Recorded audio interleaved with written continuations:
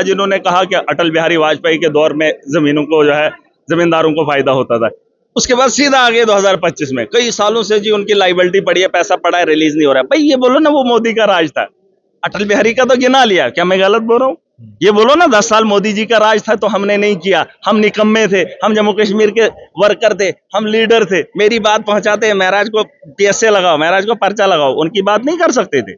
जेलों के अंदर इन्होंने डलवाया, तब वो लिस्टें देने का काम कर सकते थे। डिलिमिटेशन में किसको, किस फिरके को किस में डालना है वो अहल थे। ये नहीं अहल थे कि इस जमींदार को मुआवजा दे दो। मेरे साथ ना महराज मलिक हैं, जिनके लिए मैंने पहले भी कहा था कि लोगों के मुद्दे उठाने में सबसे पहल इन्हीं की रहती है। लोगों के मुद्दे आप हमेशा असेंबली में उठाते हैं और इसीलिए आपने कहा कि मेरे को चुन के भेजा गया है।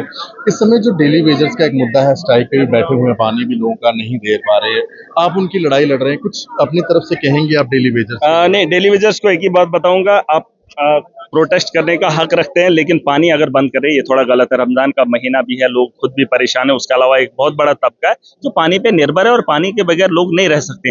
आप पानी को बंद करके ये गलत कर रहे हैं। आप अगर लोगों को परेशान कर रहे हैं, मैं लोगों को परेशानी में नहीं देख सकता। आपकी परेशानी को मैं समझ सकता हूँ, उसकी लड़ाई में लड़ रहा हूँ। विपक्ष को ये शोभा नहीं देता है कि सुबह सुबह जब हाउस की शुरुआत हुई तो वो खड़े हो गए, नहीं जी यहाँ पर कैजुअल लेबर्स डंडे खा रहे हैं। मैं उन लोगों को बताना चाहता हूँ, अगर उन लोगों को आपने वोट दिया है, उनको 28 को यहाँ पर कोई काम नहीं है, ना उनकी सुनवाई होगी। आप विपक्ष में हैं, उनका कोई फन नहीं है यहाँ पर। आप उठ के चले जाओ भाई साहब, आप उनके साथ प्रोटेस्ट में खड़े हो जाओ ताकि उनको लाठी बजने से रोका जा सके, क्योंकि पुलिस जो है भाजपा के कार्यकर्ताओं पे नहीं, लीडर्स पे लाठी नहीं चलाएगी, उनको इज्जत देगी, सम्मान देगी और सरकार मजबूर हो जाएगी उनके बेहतरी के बारे में। डेली वेजेस को बढ़ाया जाएगा, कम से कम 9,000 से 18,000 तक लिया जा सकता है, जो बाकी यूटीज के अंदर है। मैं चाहता हूं पानी बंद करना कोई जरूरी नहीं है, बीजेपी के लोगों को उठाकर ले जाओ। यहाँ पर हाउस के अंदर मैं अकेला विपक्ष का रोल निभाऊंगा, तुम उनके साथ चले जाओ। सरकार को मैं मजबूर करूंगा कि बीजेपी का सारा मजमुआ जो है कैजुअल लेबरर्स के साथ खड़ा है, भाई साहब करो।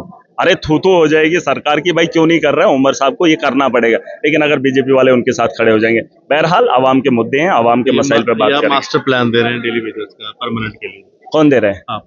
हाँ नहीं, बिल्कुल नहीं, काम करने का तरीका मैं बता रहा हूँ। जैसे वो एक ने कहा कि आप BPL कैटेगरी के लोगों को जो है दरवाजे के बाहर चिपका दो, मैं वही तो दे रहा हूँ। आप भी जाओ ना, उनके साथ खड़े हो जाओ ताकि उनको कोई छेड़े ना, वरना वो कहेंगे हम बीजेपी का, कौन मानेगा? उनको दे डंडे, क्योंकि बीजेपी का ठप्पा लगा है, इधर भी लगाएंगे तो उनको कौन पीटेगा? और वैसे भी बहुत बड़े नाम हैं, MLA हैं, डंडा ठोकने से पहले उनको अपनी फीती को फिक्र होगी कि हमें ये कब निकलेगी, है ना, क्योंकि खौफ है ना उनको। तो किसकी बाजू पे है निशाना? आप ये देख लेना, ये ढूंढ लेना, इधर कहीं मिलेगा, उस भीड़ में वो भी हैं।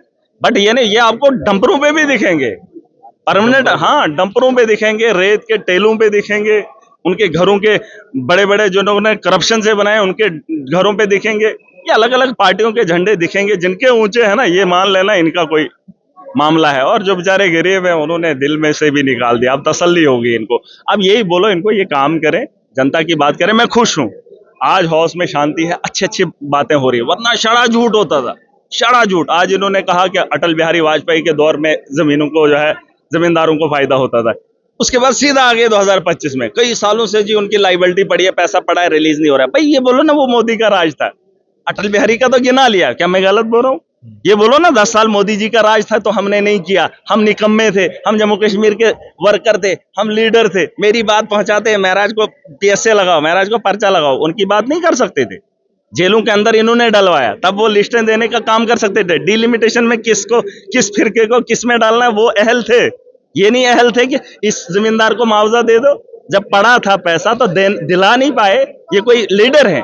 आज बात करेंगे कि नहीं अटल बिहारी के दौर में, अटल जी के दौर में, तो मोदी जी का बीच में नाम ही लेना छोड़ दिया। आप सीधा सरकार पे आए, उमर अब्दुल्ला सरकार पे, आप ही कुछ करो। ये कोई तरीका है?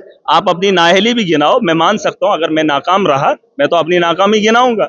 मैं लोगों को बोलता हूं जितना वजूद है उस ताकत से मैं बात करूंगा। बहुत शुक्रिया महराज मलिक जी ने जो आज बात रखी है डेली वेजर्स के लिए, और जो भी बातें आज उन्होंने कही ये उनका साफ है कि डेली वेजर्स का जो मसला है वो किस तरह से हल होगा। और साथ में उन्होंने ये भी कहा है कि किन किन लोगों के घरों पे झंडे लगे हैं, आप देख सकते हैं, और किन्होंने कितना यहाँ पर काम किया है वो आपके सामने है।